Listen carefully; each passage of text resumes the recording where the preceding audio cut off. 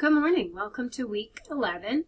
I just want to remind you to always enter Blackboard by clicking on your courses and then click on the course that you'd like to work in and then proceed down to the weekly assignments module and then to the current week's folder. All right, so we are in our week 11 folder and I'm going to go through it with you and then I'll reveal it for everyone. The first thing I want to do is go through the handout of works cited entry for this essay. So let's go ahead and open this file and just go over it quickly. A page on a website. So these are for your historical context, your biography, and your cultural context sources. You're going to follow this pattern. You list the author or alias if known, followed by an indication of the specific page or article being referenced. Usually the title of the page or article appears in a header at the top of the page. Follow this with the information covered above for the entire website. If the publisher is the same as the website, only list it once. So if you have an author, it will look like this. The last name of the author first, a comma, and then the first name and then a period.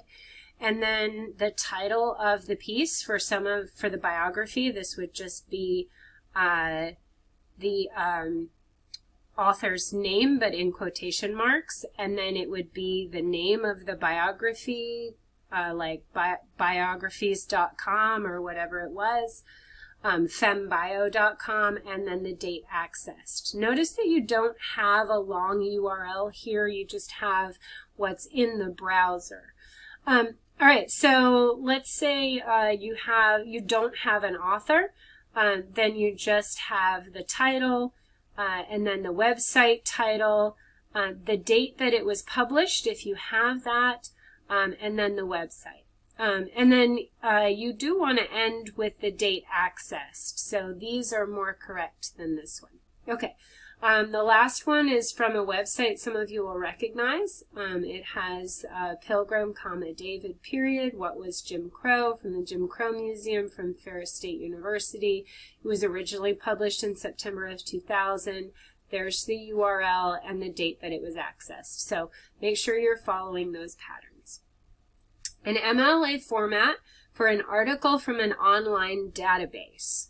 And this is the pattern that you're going to follow. Notice that it does not have a long URL in it. When you click on the citation button in the library's stuff, it gives you what you need for this, but it doesn't give you correct capitalization. It doesn't give you correct underlining for everything. It puts in the URL, and we want to clean those up.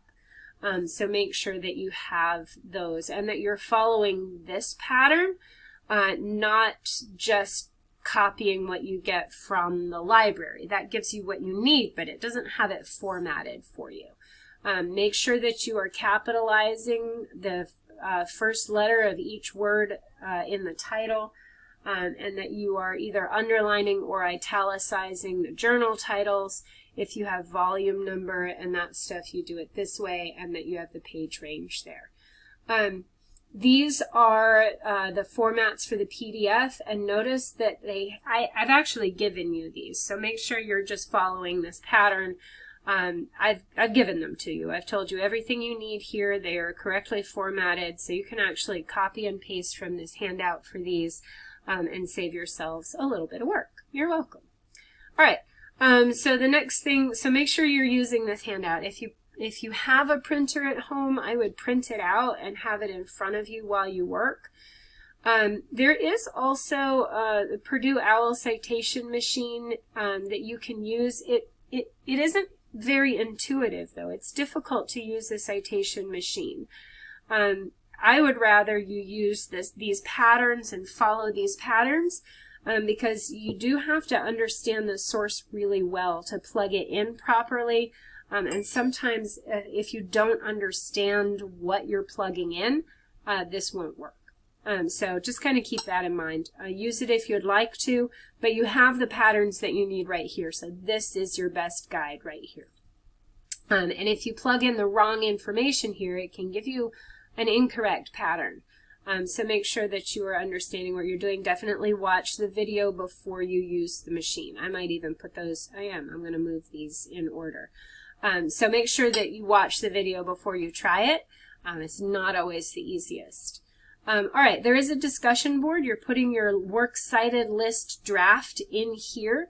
Make sure that you are using this and the generator and not just using what you get from the library database. So make sure you're using this. It does mention that if you use the Blackboard workspace, you won't be able to, I'll put this up here. You'll not be able to double space or indent properly, but you can skip a line between entries. You can underline your titles.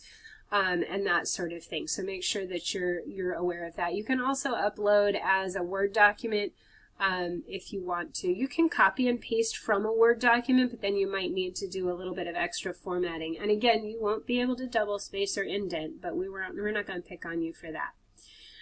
Responses to peers are due Sunday.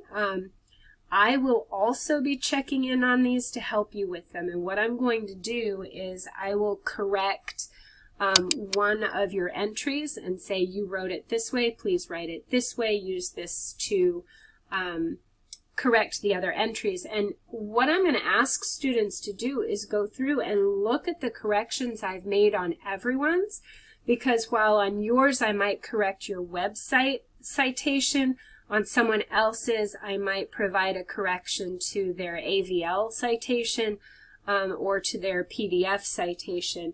And you might need to look at my corrections to your peers to get all of the corrections that you need. So make sure you're really engaging with this discussion board this week, and that you're looking back at it, and that you're looking at your peers' posts, you're looking at what I've said to your peers, and looking at those replies at the end of the week and over the weekend. This is designed to replace that day in the classroom where I walk around the classroom and help you with it. So make sure that you put it in here and get the help that you need, and that you are also, again, putting yourself as much in the classroom setting as you can by looking at what your peers have put and what their responses are, helping each other, and looking at my feedback to everyone. So that's going to be an important thing this week.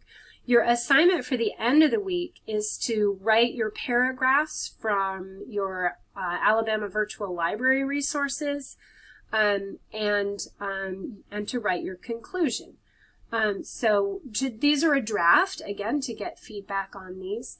Remember that these are source paragraphs, and they will follow that source paragraph pattern every time. Topic sentence, spend a couple of sentences introducing your source, then start summarizing the source, then quote from the source, analyze the quotes that you use, and follow up.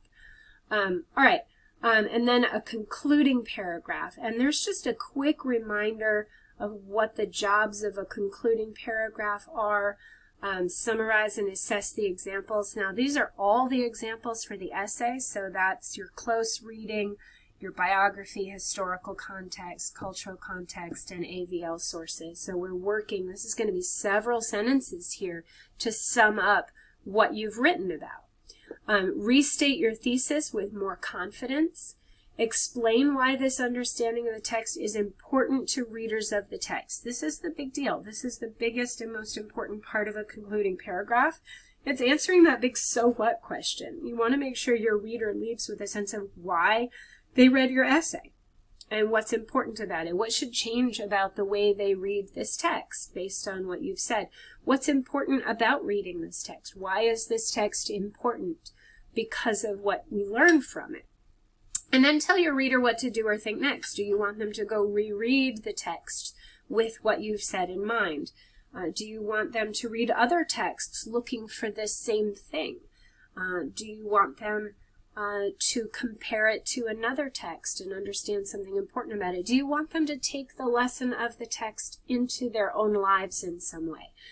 So end in that way. And that's the basics of a concluding paragraph. I'm going to go ahead and make this visible while I'm looking at it, and then above this will be this little video on how to succeed for this week. Please do remember that I am having help sessions this week. I'll have one at noon on Monday, noon on Tuesday and Thursday, 9 o'clock on Friday. I will also have an evening session this week. It's usually on Wednesdays, but I'm not sure it's going to be on Wednesday of this week. I've got some things going on. But if I do change the Wednesday evening help session, I won't cancel it. I'll just move it to another night. So just let me know if you need help, and if you need help at a time that's not one of the regularly scheduled times, reach out by email and we'll still set up a time to Zoom. I am here. It's been a minute. We took a week off, and that can cause some people to kind of lose their stride. So if you've lost your stride, definitely join us for one of our help sessions this week, and I'd be glad to help you get back on track. All right, reach out if you need help this week. Again, make sure you're using this handout and watching these instructional videos. Make sure that you're participating in the discussion board, not just by posting, but by engaging with your peers' posts and the responses I post to your peers at the end of the week. And then, of course, your AVL sources and conclusions is your major assignment for this week. Next week, we're going to start putting things together, so make sure you're caught up. You did have that wonderful spring break opportunity to get caught up, and I will be reading that work as soon as I have finished grading my week 10 work for all 5 of my classes. Definitely reach out if you need help this week, and I'd be happy to help you.